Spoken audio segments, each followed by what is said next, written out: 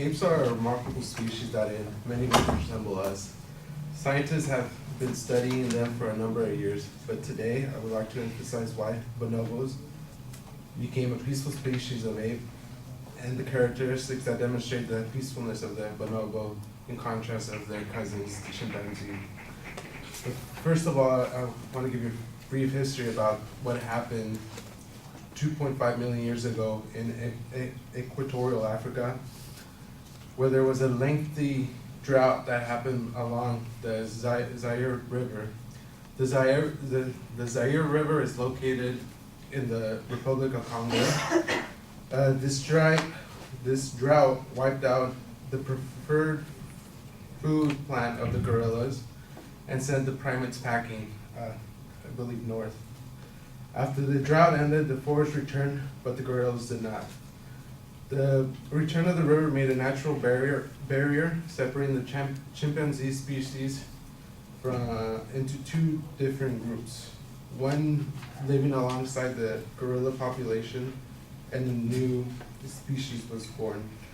The bonobo population was able to thrive due to its new abundance of food supplies, where beforehand gorillas weren't able to. Beforehand, gorillas dominated the supply that was on the floor, and now with the separation of this natural barrier, bonobos were able to grasp what food the gorillas used to consume.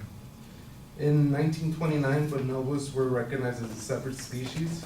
The bonobo species looks a lot like the chimpanzee species, but are remarkably different. Chimpanzee society is male dominated. In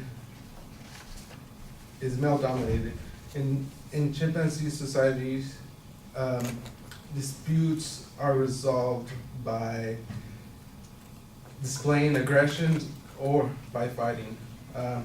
In the chimpanzee societies, females live in a solitary life and are usually harassed by much larger males. The sexual reproduction of the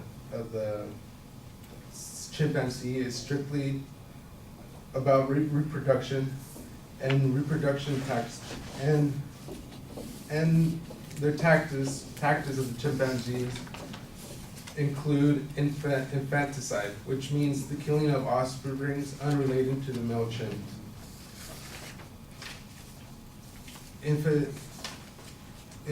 Infantile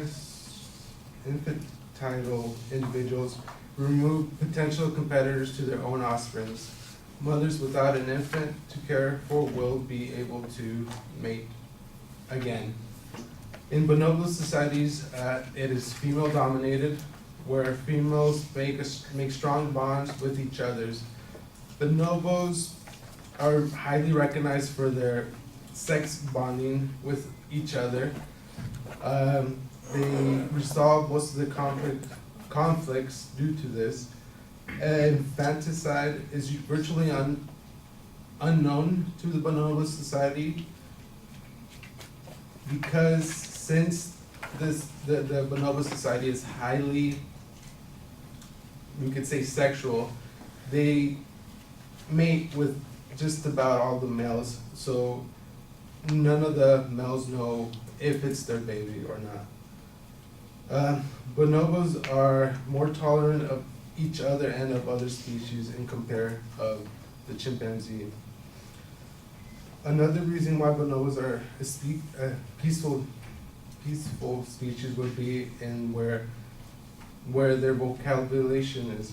Research done in the San Diego Zoo states that bonobos are better in regulating their vocal outputs, such as regulation may make a desired response more likely. Bonobos produce vocal chatter to gain attention when there is absence and excitement. Chimpanzees' vocalization mainly are used during charging situations such as aggression or when they are expecting food. Bonobos, in the other hand, upon arriving to preferred food sources, bonobos will emit simultaneous food calls, informing the members of the party that food was found. Territorial behaviors between the chimpanzees and the bonobos greatly differ, where chimpanzees demonstrate aggressions towards other chimpanzee groups or any other person or thing that crosses in their path, while bonobos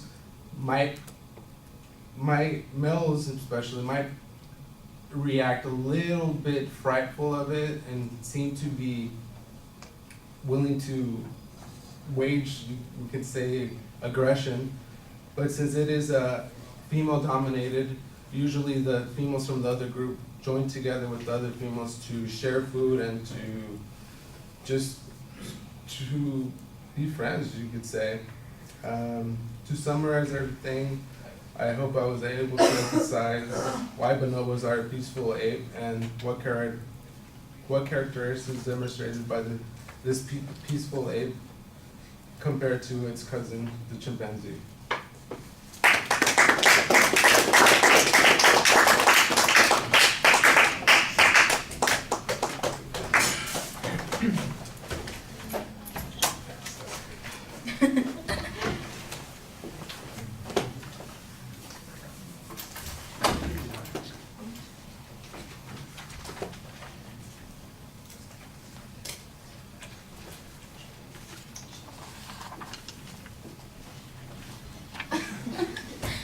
Janine, what did you think?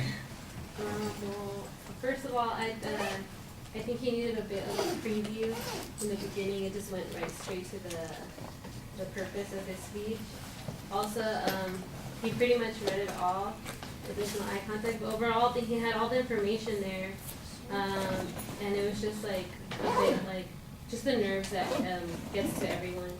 But overall, the speech was good, and it's just a bit, he should have had more eye contact and engaged with the audience here. Okay. Well, I'm going to start with the first problem, and that is this isn't a persuasive speech. This is an informative speech. This would be a pretty good start for an informative speech. You know, you're going to tell us about the difference between these two species and how that difference arrived at.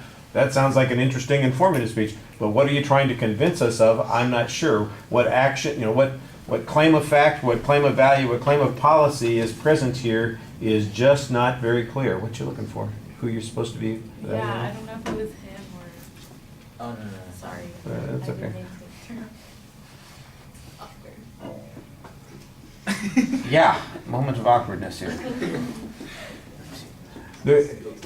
The reason I ask is because I'm making notations on this with scores, and I preferred that not be available to everybody else. Sorry, I know that's probably not what you were focusing on, but it's, yeah. I have another one that you can look at. It's up on the wall there, so feel free. You know, I'd agree with Janine. I think that you need a stronger organizational pattern. But even as an informative speech, there's no source citing in this presentation.